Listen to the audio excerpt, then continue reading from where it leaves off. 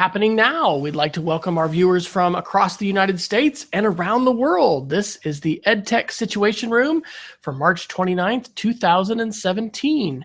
My name is Wes Fryer, and I am so delighted to be joined by our educator friends in Maine who are some of the best podcasting pioneers out there. So I am the Director of Technology at the Cassidy School, and I have just arrived home, so I got a lot of criticism from Miguel Gulen a few weeks ago when I was in a suit and he didn't feel prepared, and he almost, put his avatar up and didn't show himself. So please don't feel, this is usually we're quite casual here, but sometimes we're early. So I will push it up to Cheryl Oakes to introduce herself, and then you can toss it to Alice as we get started. All right. Well, I am Cheryl Oakes, and I am in Wells, Maine. Recently just returned from Sao Paulo, Brazil, which was very exciting. And I am a high school resource room teacher at Wells High School. And we use a lot of Chromebooks in our school. And the teachers have devices from the state of Maine that are in our building, are MacBooks. And I'm going to push us a little further up the coast and have Alice join us. Hi, I'm Alice Barr, high school instructional technology at Yarmouth High School. I also went to Sao Paulo, Brazil with Cheryl. I work mainly in the high school. I work only in the high school, I should say. We've been one-to-one since 2004. We use MacBooks. And I'm also a Google Certified Innovator, so get to do lots of fun Google things. Awesome. I'm going to pop out the chat, and I will put this in the Google Hangout chat. Jamie Camp is live with us in the chat room. Yay, Jamie! I will get a guess that we may be joined by Peggy George, maybe. We might be joined. It's a little confusing because our chat in the Hangout is just like the private chat. So what I've been doing is that the link that I just sent you, I open it up in a separate window, which I move over on the side and then make my Google Hangout a little smaller. Okay. So, should we do that too? Hey, Jamie, if you want to, I'll give voice to whatever else is put there in the chat. So for those of you that may be new to EdTech SR, we are a little over a year old, and normally Jason Neifer, yay, Peggy's there too. Jason Neifer is out in Missoula, Montana, and he and I are co-hosting, and oftentimes it'll be us, and sometimes we'll have guests. And hey, last time it was just me, so it was a horrible show. Don't check out episode 44. But usually what we'll do is talk about recent EdTech news and sort of an educational lens on those articles and things. And so we probably will at least talk about the Google Classroom, or not the Google, the Apple Classroom 2.0 announcement. We may talk about a few other things, but I am just so excited to get to catch up with Alice and Cheryl. So we have to talk weather first. Next week, we're hosting over 3,000 students at our school for the 50th Annual Arts Festival for ISAS. And this is the whole association of schools in Texas, New Mexico, Arkansas, Oklahoma.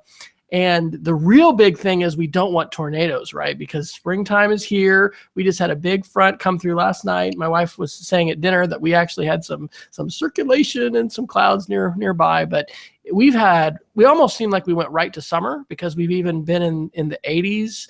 Don't know that we hit 90. But the weather, I think it's cool. Like it's probably in the 50s right now. But what is it like in Maine? It sounds like winter is still there. Well, it's still here. It's 34 degrees, which is 2 degrees above freezing. And tomorrow we're supposed to have a sunny day and in the 50s. But all good things come to an end. And Friday night into Saturday, we're having an April Fool's snowstorm, 6 to 10 inches on the coast and only 2 to 5 inches up in the mountain where all the people really would like it. Alice, what can you tell us about snow in South Portland? Well, I still have a good foot in my yard from it being pushed all from the last 2 storms. I think we had a good 4 or 5 feet of snow overall. It's been really crazy. We have had 6 snow days, which is never since I've been working in Maine have we had 6. Yep. Wow. Wow. Yep. That is just crazy. Well, for people who don't know, you all as a state have pioneered one-to-one computing and lots of innovation. Catch us up a little bit. What does one-to-one computing and MLTI look like today? And I think it's probably different in your schools because as things went to high school, I know they gave choices and things. But just catch people up a little bit on a brief, where you've been and where you are today with one-to-one. Alice, why don't you start, because you have the model that we began with. Okay, so we're finishing MLTI 4. Yeah, we've been, which is a 3-year cycle or 4-year, or what is that? 4-year cycle. So what happens is what has historically happened is every 4 years, we have had a lease to own type scenario. So what happens is we pay over 4 years for sets of laptops, and at the end of that lease, we're able to buy them out for a very reasonable price. And in our school, we take those and push them down to the lower grades. So we actually look at laptops for 8-year cycles. So yeah. Yay, return on investment, Apple hardware. Absolutely. So we're just ending a cycle. So we'll be starting a new cycle in the fall. And will you be doing airs with all the plugs, or what are you doing? We haven't figured that out yet exactly. We are actually going to try to get 11-inch MacBook Airs again. Because the kids really like the 11 inches. We don't know if they're going to be available because they're not making them anymore. So we're sort of a little stuck. Okay. And so you all are in that MLTI cycle, and then you have funding for the high school, and you all were kind of unique in choosing to stick with the laptop and not go iPad at high school. Is that right? Correct. That's correct. So the last time we did this cycle 4 years ago, the state had choice for us. We could have an iPad, we could have a MacBook Air, or an HP device. And so what happens is the middle school is completely funded by the state. So all 7th and 8th graders get a device. If you wanted the MacBook Air in this last round, you had to pay a little bit extra for each student. The high schools, however, are all pay. They just get a package. So for each laptop, essentially, you're also getting professional development, wireless network, a lot of software. It's a really good deal. So the cost is about $284 per year for 4 years. And we have all that stuff with it, support, everything else. Wow. So yeah, it's a pretty good deal. And how about you, Cheryl? What does one-to-one look like now for Wells? For Wells, we've done similar things where we've purchased laptops for teachers through the state program, and then we've bought them out and pushed them down to the lower grades. The middle school has whatever the state, 7th and 8th graders have whatever the state program is, and our school ended up with iPads. Interestingly enough, when they had iPads at the middle school teachers really bought into it, and this was after they were in their 3rd cycle, and started doing some really creative projects with iTunes and iMovie that hadn't been done historically in the past. At my high school, the teachers were not using the creative tools with the iMac and the MacBook Airs and iPads. And so we went with Chromebooks, because everything that our school did once we went to GAF and a Google domain, everything was online and collaborative. And so we really focused on the collaborative nature of the Google tools, where that wasn't possible with the Apple tools. So our school went with carts. So classrooms have carts of Chromebooks, and the kids are able to just log on no matter which classroom they're in. So we took a different direction. We heard from our kids that they didn't necessarily like the computer they had at school. They may have liked the one that they had at home better, but they will use the Chromebooks because all the tools are there for them to be collaborative. And all the teachers use, well, probably 75% use Google Classroom. So we've just really embedded and embraced all the Google tools throughout our high school. Well, fascinating. So I want to ask you about Brazil, but let's hear, you all have already had your spring breaks, I guess. I mean, you had those earlier? Or? We get 2 breaks. We have a winter break. That's in December. Then we have another break in February. Plus we had 6 to 10 snow days for most of us in Maine and New Hampshire. And then we April still have 14th. April 14th, we have another week off. Okay. Wow. However, we will be in school till June 23rd, I think. Our school. My gosh. Yeah. Yes. Yeah. We're done at the end of May. So. Yeah. No. Wow. Huh. Okay. Well, isn't that interesting? Alexander, our son, is at school in Colorado, and he's home this week for his spring break.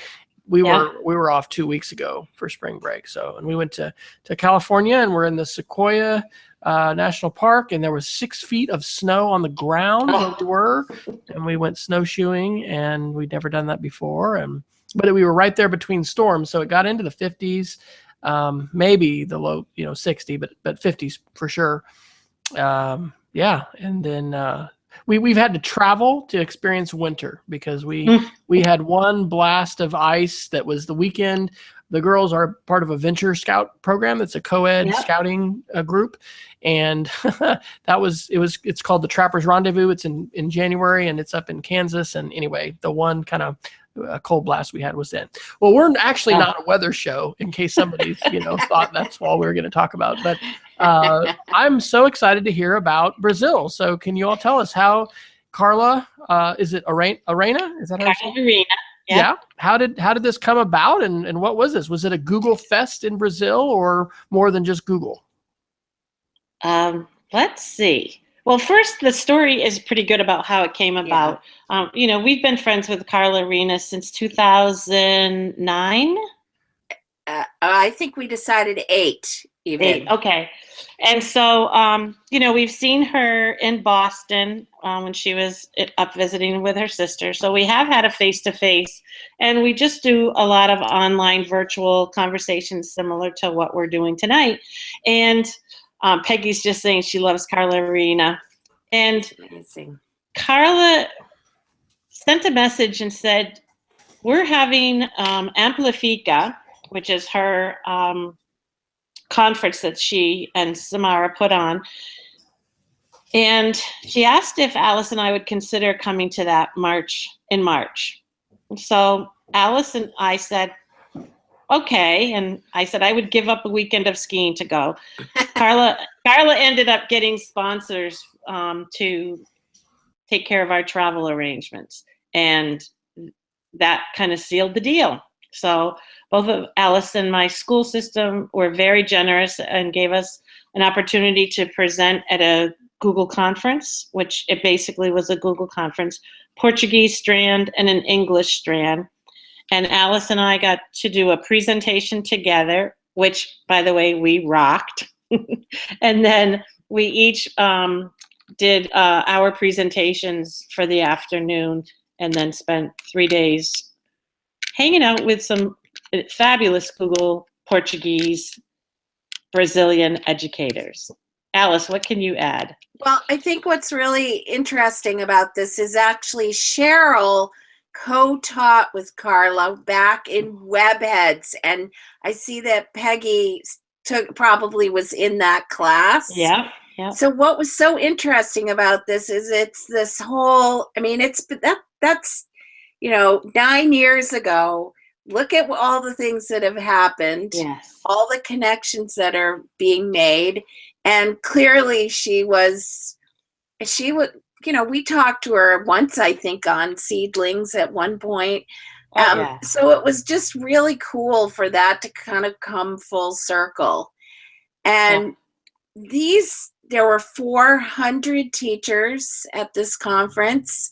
And when they do this conference, they don't fool around. They had a DJ.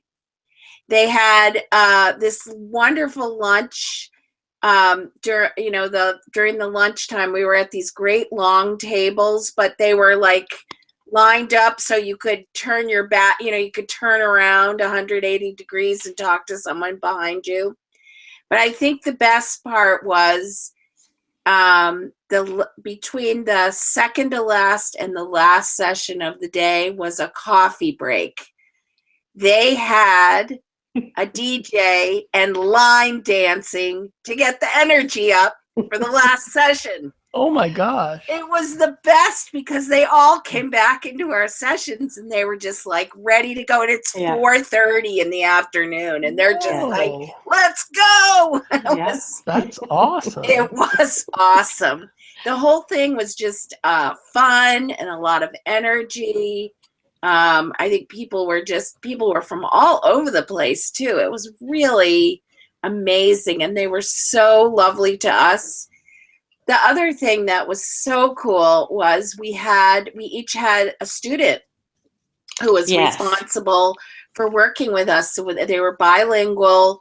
They were so lovely, and they helped us set up a breakout EDU. They ran around and got things. They set up the equipment for us. And I think the most amazing part at the end was when Victor says he sat in on Cheryl's session and he said, "You have changed my life." They were learners too, and it was just the whole thing was just amazing. It was really cool. That is awesome.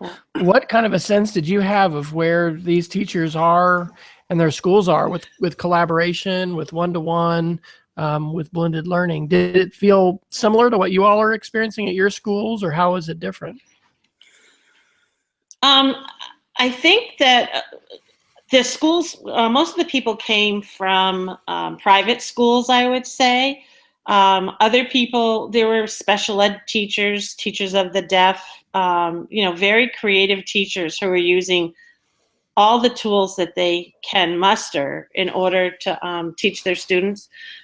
Again, most of the tools that they use come from English as a second language. So there are many digital tools way back from the webhead times that people are using in their classrooms.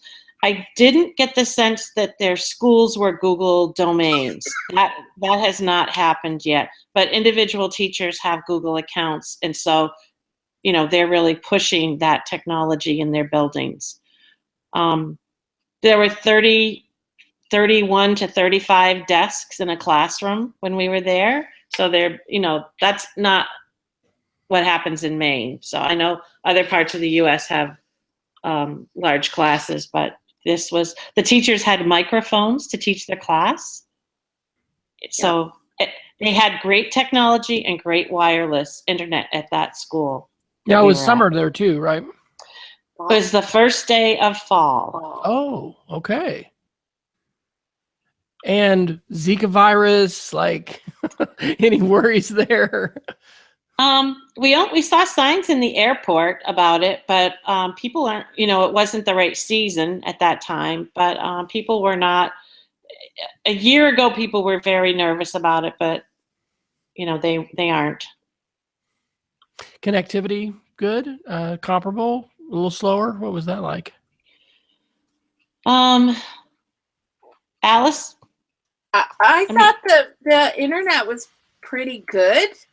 I would say most people use mobile devices, phones and things. Once in a while we dropped, but I thought it was pretty reasonable. They were worried, like they had us prep for the possibility of too many people being on the internet. But I thought it was pretty good. I used all my Google stuff. I used my Google presentations, and I was able to show all my tools. Fine. So good deal. I just figured out I could make people moderators in the chat. So I just made you a moderator, Alice, and see if we can put that in there. And then I'm making everyone a moderator who's here, because that is kind of a disadvantage of the YouTube as far as chats. But I see, yeah. So I think you can probably. Oh, but now you're a moderator for the whole channel. Oh, that's interesting. Oh gosh. All right, just don't delete everything. No. Well, did you all go to some sessions then that you picked some stuff up, and were you all the keynotes? We were like the spotlights. Yes. Ignite session. Ignite. That's right. Carla had an amazing keynote. Carla did the keynote in English, and Samara did the same keynote in Portuguese. At different times? But it was same time. Two auditoriums. Whoa. This school was incredible. So you chose your language and chose your keynote. Yes. Yeah. Huh. Wow. And was her message collaboration focused, or with the amplifique? Does that mean amplify in Portuguese? Is that what? Yeah. Yes. Here, wait. I'm gonna get here's the little symbol. Ooh. Yeah. Cool. Is it backwards? Yeah. Probably. No, it's actually no, it's good. Going up right. That looks like a great laptop sticker. It is. It's a nice. Her message. Her message is that you can't wait. We can't wait for things to happen. We have to be the change agent. And when she threw up a picture of the Pope and said, her caption was, "The Pope is a hacker." And, the audience was like a little taken back for a second. And, that she put this positive spin on it, saying, no, he's a good hacker. He's making things happen in the church. And, we need to follow his lead. If the Pope can be a hacker, we can be a hacker too. And the word hacker by popular media has been made negative, but that whole thing about, white hat, black hat, are you hacking for good, and hacking being a DIY maker mentality, tinkerer, where you're going to put things together or create something new, or, remix and all of that kind of stuff. Steve Wozniak's the hacker, by the way. So that has to be cool. So reclaiming that, I think, is a pretty good, important thing that we still need to do, because people are, I think in general, still seeing hacker as the negative, cyber criminal sort of thing. No, she was talking a lot about disruption and not giving up on your dreams, and exactly what you're saying, hack learning, just change it up, which fed very nicely into our message, because our message was change it up and student purpose. So it all fed in together. It was really great. Awesome. Well, that is great. Well, do we want to talk about a few articles here, and then can we add one more thing that we can add whatever. Okay. We can talk about Brazil the whole time, actually. So well, so part of what Alice and I had, we had two hashtags: change it up and student purpose. And in a lot of countries, not the U.S., they use an app called WhatsApp as their communication, whereas we use Twitter. So Alice and I introduced Twitter to them, and we talked about a slow chat. And so we have the hashtag. Oh, Alice, can you put that in the chat? Yes. We have the hashtags, change it up, student purpose. And then we started one for Brazil EDU, because we wanted a way for the teachers in Brazil to be able to connect.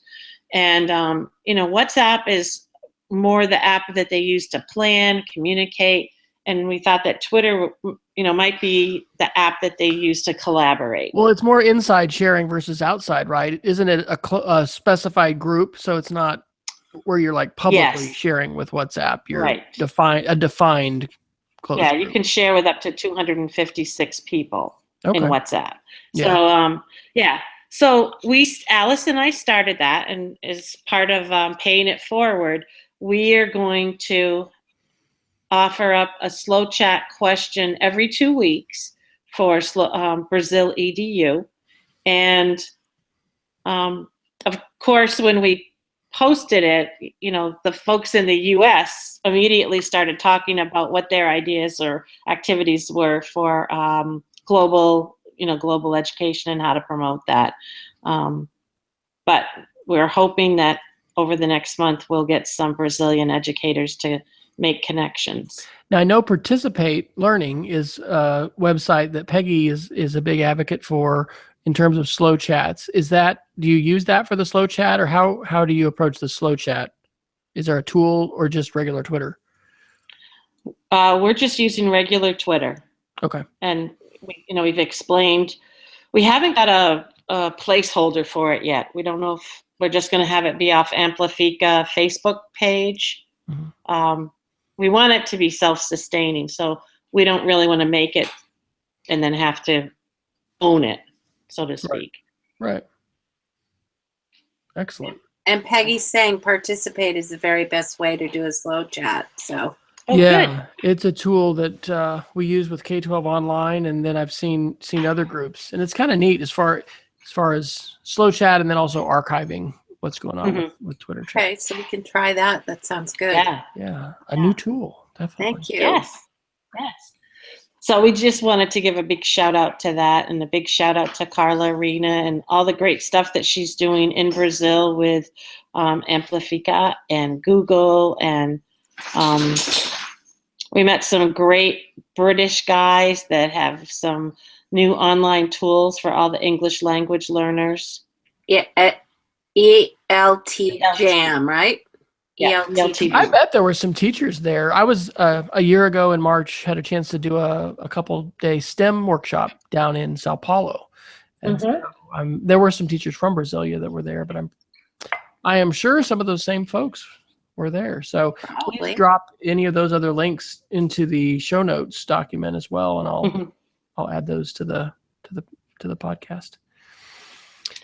Great. So, all right. Well, for those of you that may not know, we'll do a little station identification ad. You can find this episode as well as others on edtechsr.com.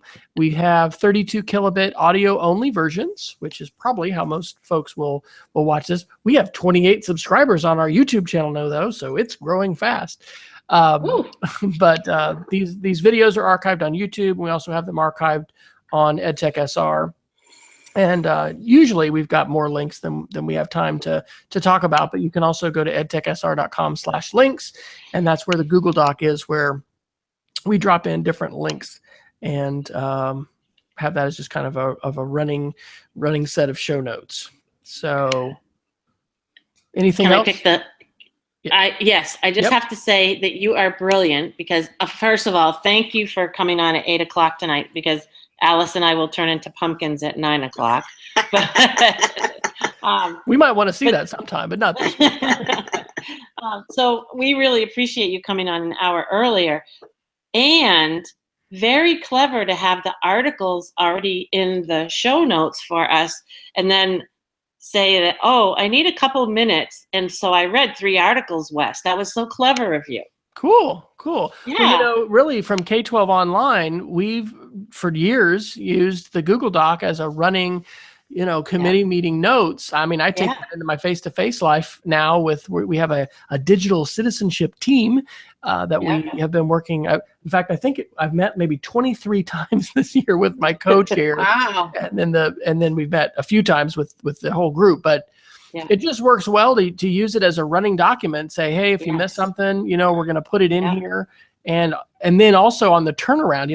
I always think about Bob and you guys in the seedlings and the post production and all, because this is a very low edited version, but I'm able to turn it around in about 20 minutes, because we can download the YouTube version, save as an audio, and basically copy and paste from the Google Doc into the show notes. So oh my gosh, it ends up being quicker. We don't have the audio bumpers, and we're lacking some of the polish that we have in. If only Bob was around for that, because when you introduced the show, I had to I was like, okay, don't say anything yet, because he has to have a little bumper there. But here it's. We've debated that, and I think maybe in early shows I dabbled with that, but it's just, unless we make them, I don't know that we've had any kind of real glaring, things that we need to censor out or whatever, of the episode. We almost had a barking dog. I was muted, but actually, here we'll have a complete look at this. Oh, hi puppies! Hey, Willow, Hi puppies! Hi. Our dogs have been shaved, and that's Willow, and then the redheaded one is Scarlet. Hi, puppies. But anyway, I remember you guys would.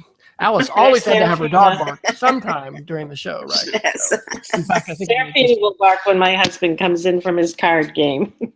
Right. Oh. Okay.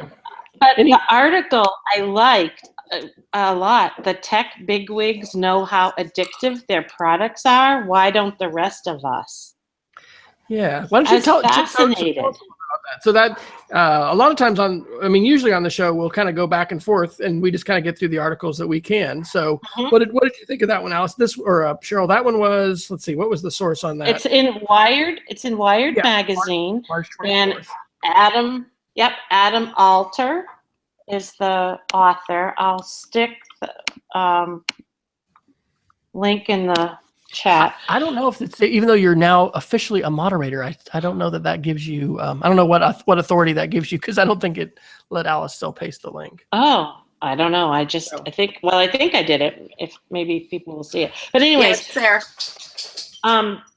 Just let me start with the first quote that grabs you. Steve Jobs told the New York Times journalist Nick Bilton that Steve's children had never used the iPad. We limit how much technology our kids use in the home.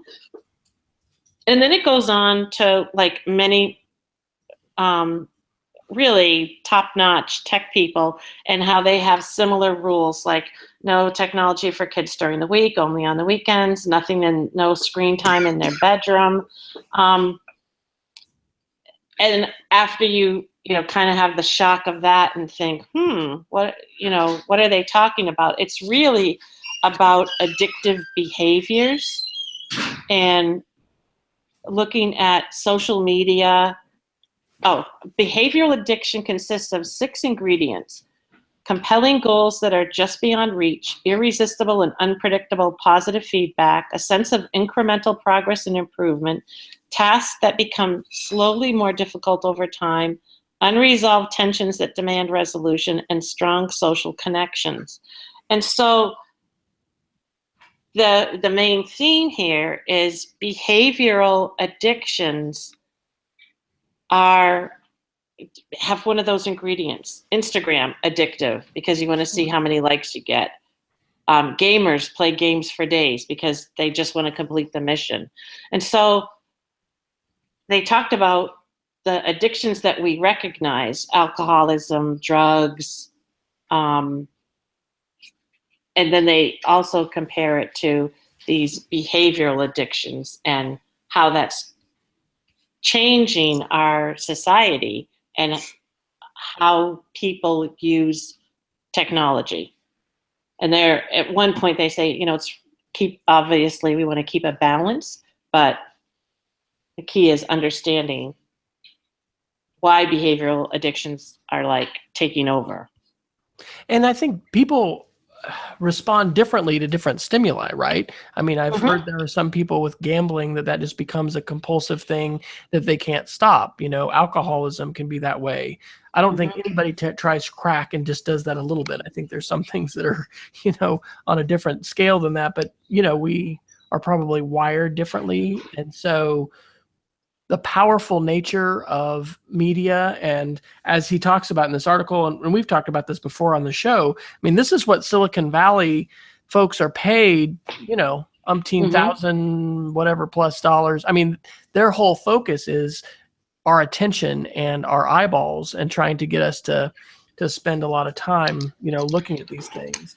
And I think it's a little different, Wes. When you think about advertising on the television, that was in a little box. We sat 12 feet away from it, and it told us that we had to have this new car, we had to have Cheetos or Frito Banditos, but it didn't live in our pocket, and it didn't live in our hand. And I think that's a huge difference. And I don't think it really became so much a part of the thought landscape of where we are, right? Because kids today, there was an interesting article I mentioned last week where we've had, I guess, declining numbers of alcohol and drug abuse, and I think even teen suicide. And these researchers are saying this is correlated. It's not causal, but this is happening at the same time smartphones are happening. And it's, we have cyberbullying, we have negative uses of tech, but we also just have much more social connections. Our girls are both teenagers now, and our son is going to be 20 this year. That's hard to imagine. Their ability to connect with their friends. I mean, we all grew up where probably you didn't have a phone in your room, and if you did, I mean, I think my wife used to have a long cord maybe that she could bring into her room sometimes, to close the door. But like being able to have a private phone conversation was kind of rare or non-existent. So, and a generation back, my dad grew up in Powell, Wyoming. I think they had like 2 or 3 digit phone numbers and party lines. I mean, we're very. This has changed so quickly. And we probably have not fully grasped the psychological power of these devices. And when you hear, articles or read articles like this and hear about people making choices like, what? They're not letting their kids have an iPad. How could they do that? I'm at a school now that's very limited in the digital interactive opportunities, that we provide kids, even though we've got BYOD, I would say definitely the majority of our high school teachers, pick up all the phones at the beginning of class, put them in a basket.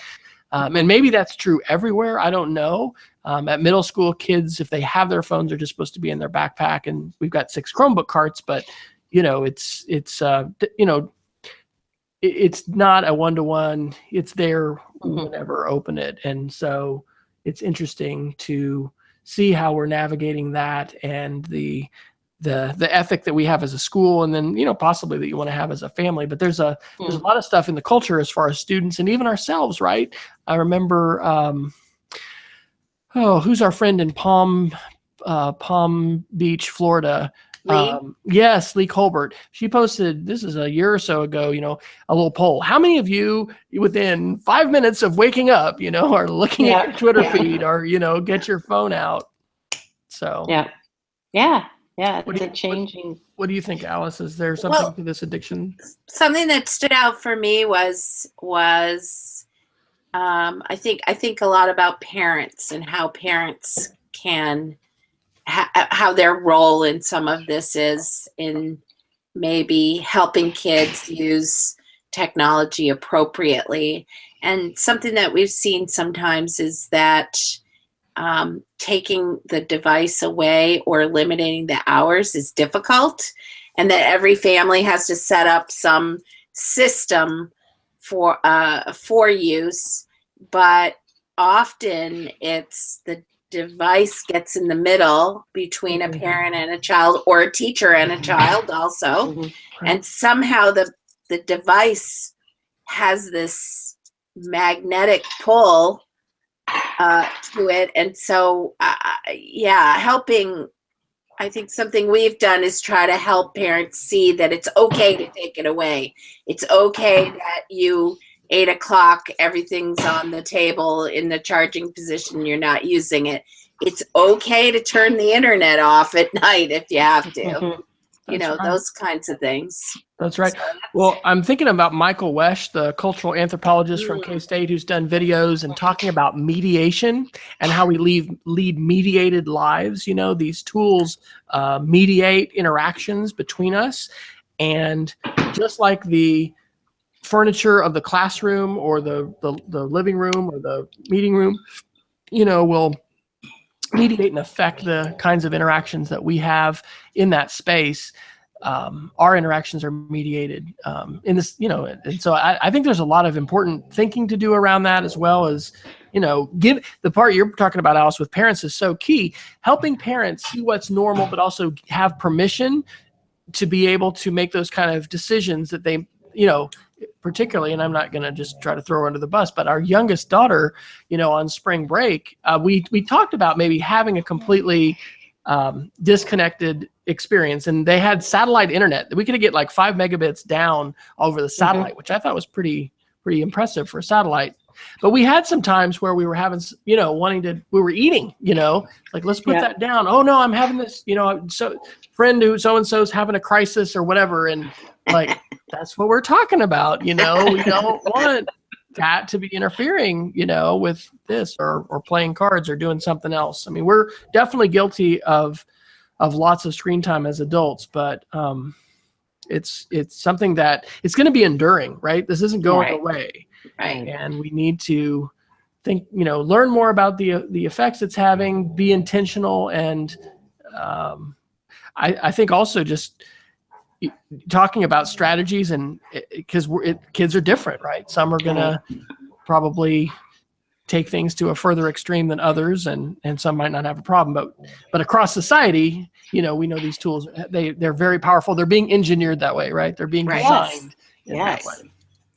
Well, I think Jamie's saying in the chat, when kids are young, you have the ability to sort of limit them. They have to be in a public space. They're not allowed to take them in the bedroom. I think that is such a great rule.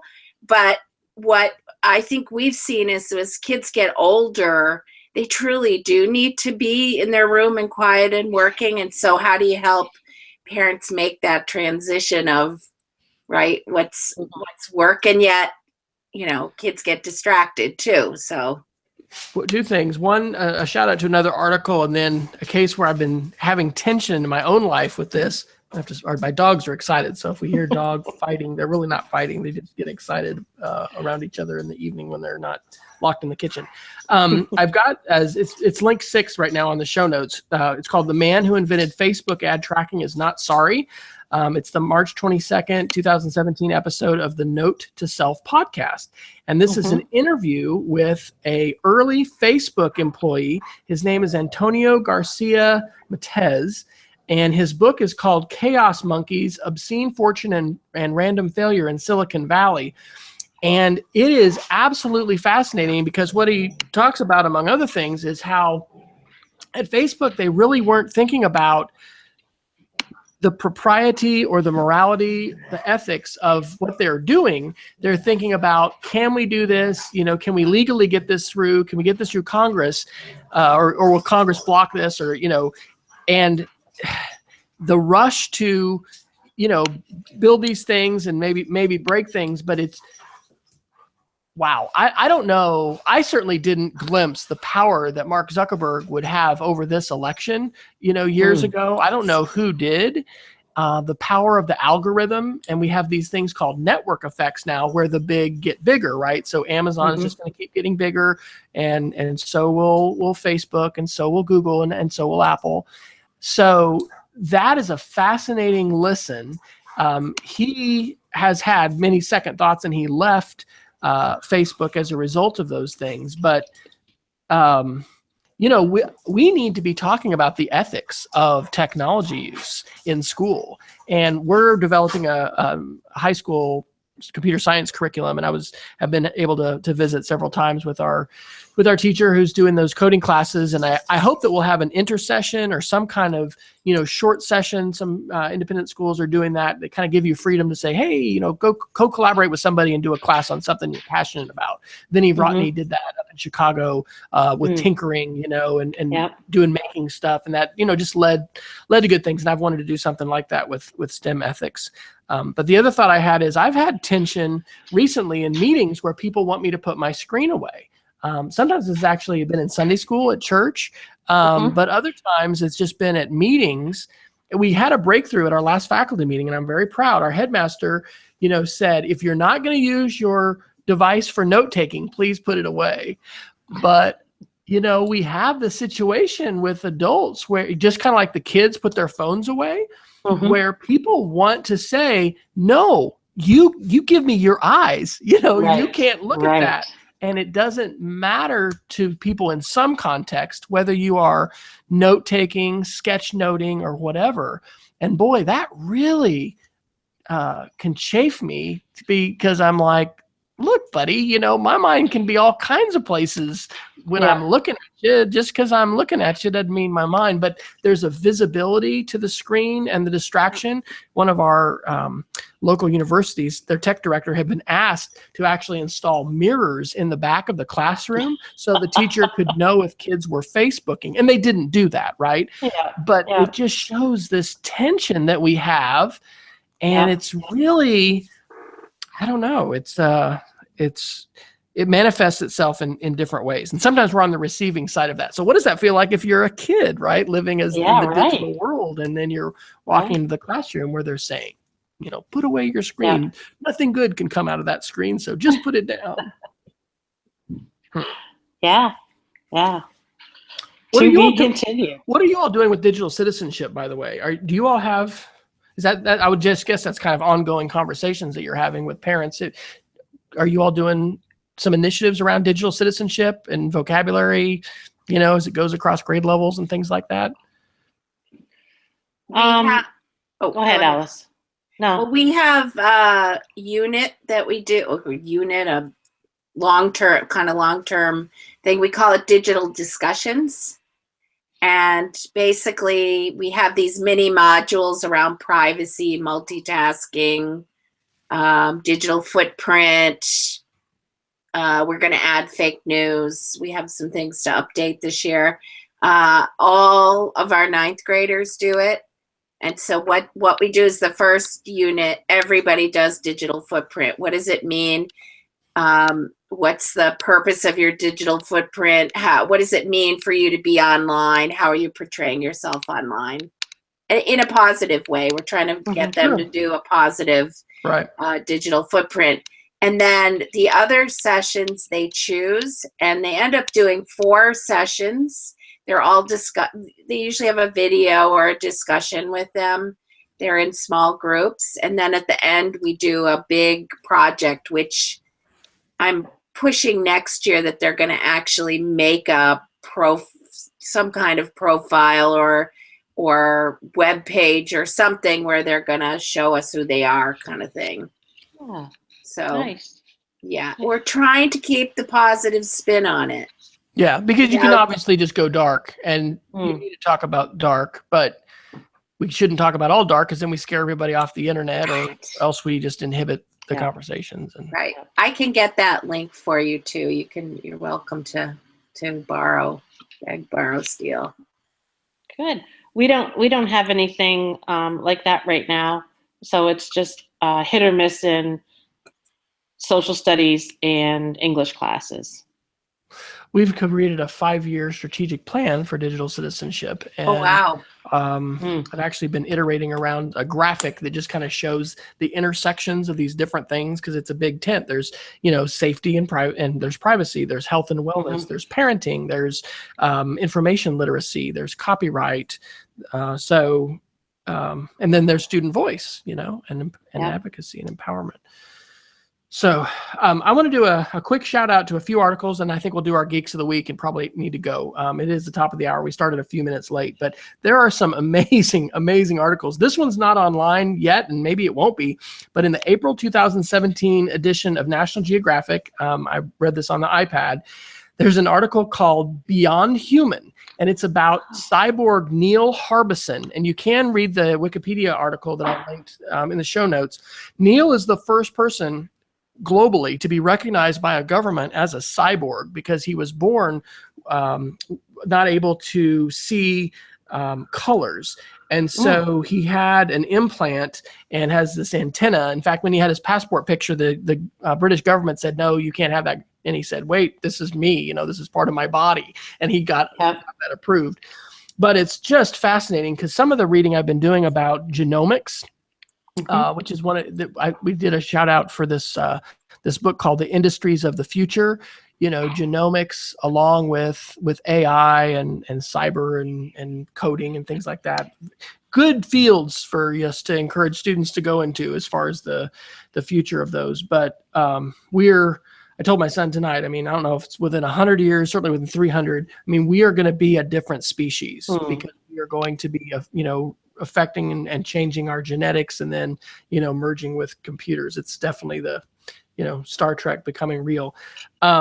Something else that's a little bit on that side is a Next Web article called Meet Nadia, Scarily Human Chatbot Who Can Read Your Emotions, from the Next Web on March 24th. And this is an article where they're using the camera. By the way, for the record, this is the first time I've had to take my tape off my webcam because I've started to watch Mr. Robot, and I heard James Comey, the FBI director, last year say, hey, this is real stuff. You should cover your webcams. But anyway, I've actually finally done that.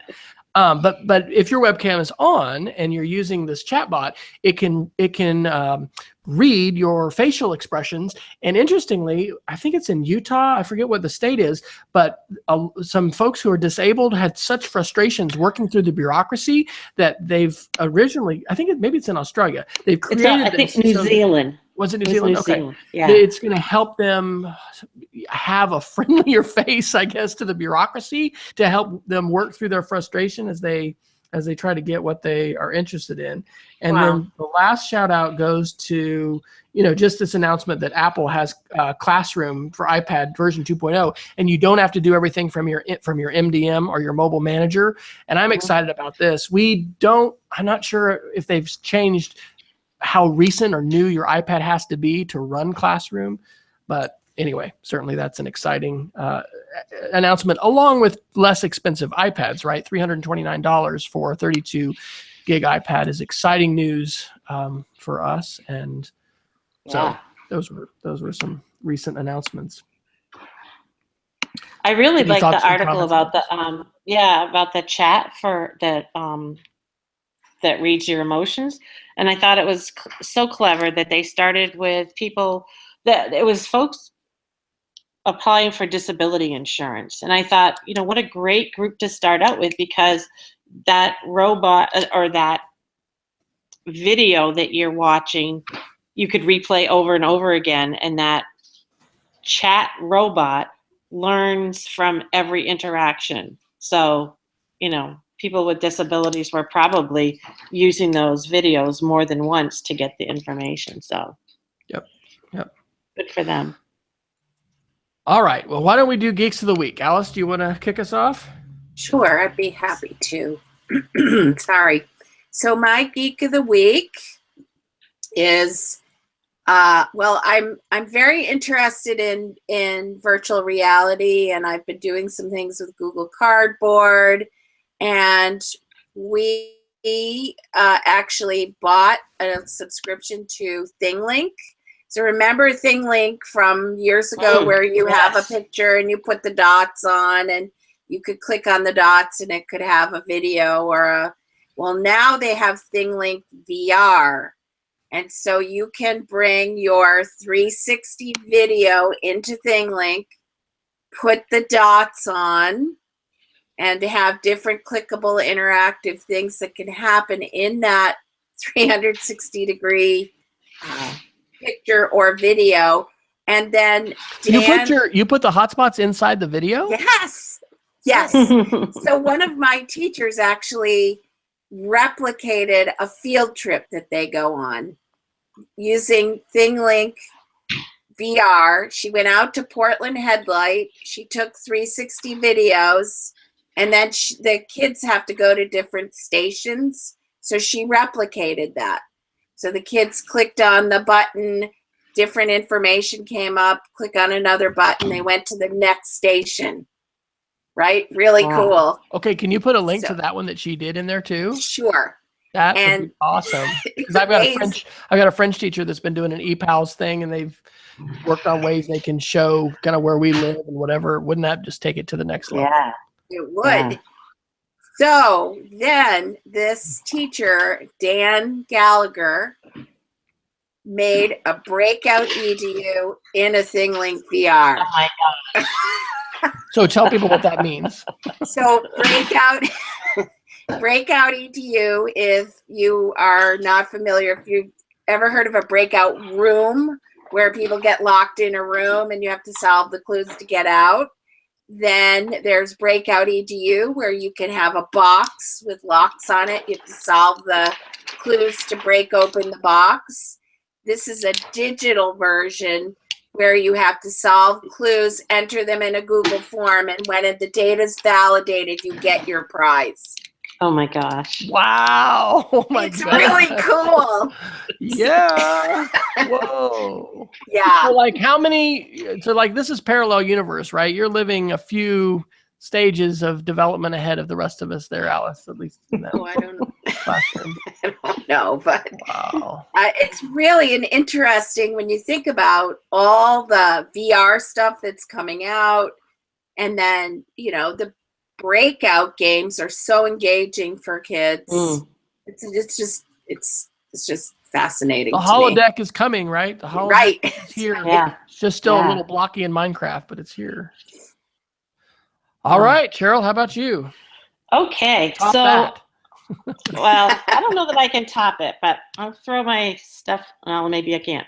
So the one thing that I really like in Google Docs are the add-ons that we have now. So you'll notice some of your extensions and applications have disappeared. And if you go to your add-ons in Google Docs, you can manage them. And my new favorite is called Revision History Analytics.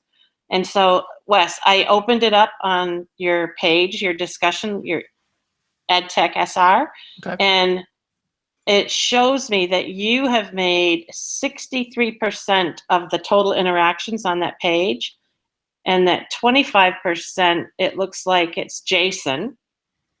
And then it shows me that Miguel Goulin's made some, Doc Martin, Cheryl Oakes, Eric Langhort, Jennifer Carey, Ben Wilkoff. So if you're working with students and you have a collaborative project or you're working with other staff members, you can see the percentage of interactions, edits, and total comments that different people have made. Sweet. Absolutely. And then you got a couple others too. Do you want to mention your others? Yep. And my other one is Mystery Skype. So Alice and I talked about Mystery Skype when we were in Sao Paulo. And Mystery Skype is run through the Microsoft Educators website.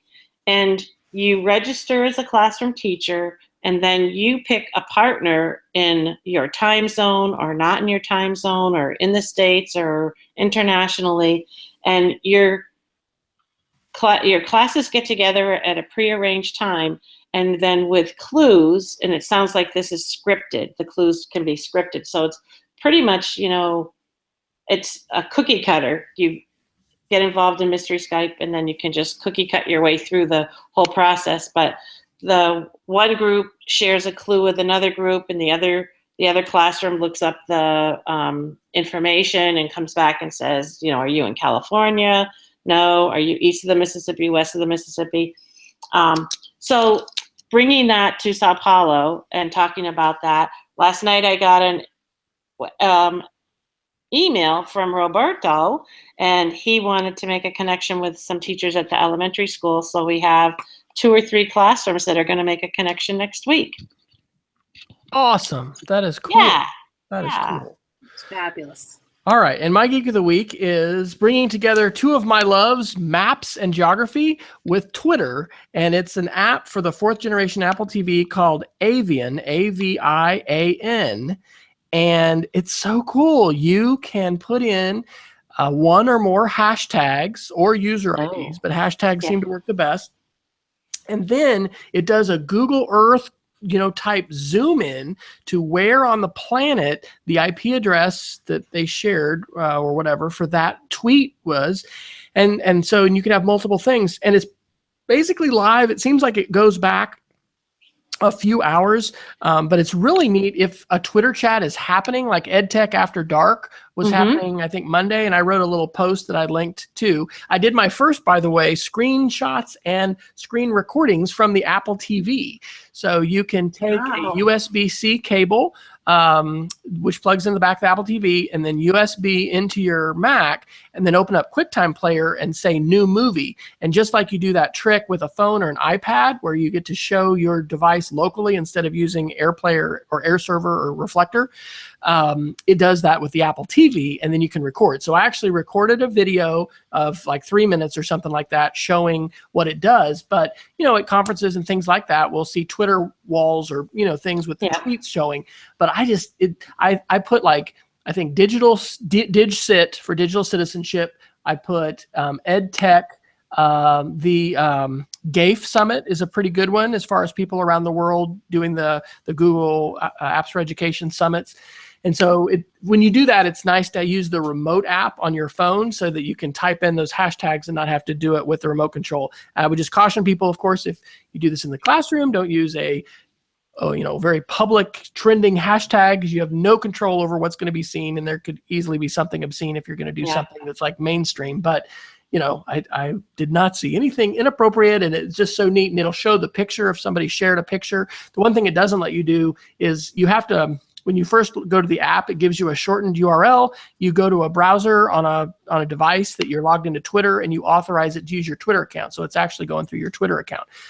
Doesn't have any interaction where you could follow somebody or click a link or whatever. But anyway, it's just a really cool way to visualize. And I've always loved Google Maps, right? Being able to zoom in and zoom out and having this idea of a global conversation, right? So that you should use that for your hashtag for the Brazil educators. Because even in Oklahoma, it's neat seeing this jump around the state. Oh, there's Tammy out in Howe, and then here's, friends out in Clinton, and those kind of things local. So it's neat globally, and then I can see that really being neat as you're using hashtags. Cool. All right. Well, I think that's a show. We've gone maybe just a few minutes late, but let's just end. What's next for you all? Summer plans, tech professional development. Are you teaching another class this summer of pre-service teachers, Alice, going back to those days? Or what's coming up next for you all for professional learning when it comes to technology? I'm teaching at University of Southern Maine for a week on digital. Well, it's basically in the cloud. So learning mostly Google tools, which will be really fun. I'm excited to do that.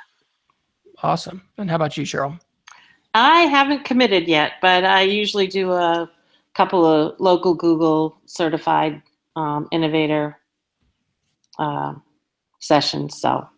Awesome. Yeah. We're going to go to ISTE and then up to Jackson Hole to do an iPad media camp. And I think I might go to Vietnam in August. I don't have my ticket, but I've been invited. It's awesome. You'll love it. I got to write a paper in April. This is an academic conference, but I'm willing to do that. So it's we'll see. If you go, tell me, and I'll tell you some good places to go. Absolutely. Yeah. The conference is in Hanoi, but then we're staying outside or something. So yeah. Nice. All right. Well, everyone, please, we got to close by telling everyone where you can find us online. So, Cheryl, where can people learn more pearls of wisdom from you? CherylOaks.com, and find me on Twitter at CherylOaks50 and Google Plus CherylOaks50 as well. Alice? AliceBarr.com, Alice Barr on Twitter, and plus Alice Barr on Google Plus. There you go. And I'm W. Fryer on Twitter and Speed of Creativity on blogs. And we invite you to subscribe to EdTech SR. Find those links on edtechsr.com, or you can search for the EdTech Situation Room in iTunes or Stitcher or whatever, Pocket Casts is what I use, or wherever finer podcasts are curated. So we'd like to thank our live guests, Jamie Camp and Peggy George, for joining us, and invite you all to come back on Wednesday nights. Usually we are here at 9 p.m. 9 p.m. Central, 8 p.m. Mountain, which is really late for the East Coast. But for our East Coast friends, we do accommodations. So we're glad to join early, and would love to have a shout out if you have listened to the show and found anything that will inspire you in your work. So go forth, be secure and safe, and keep innovating. Thanks, everybody. Bye. Bye.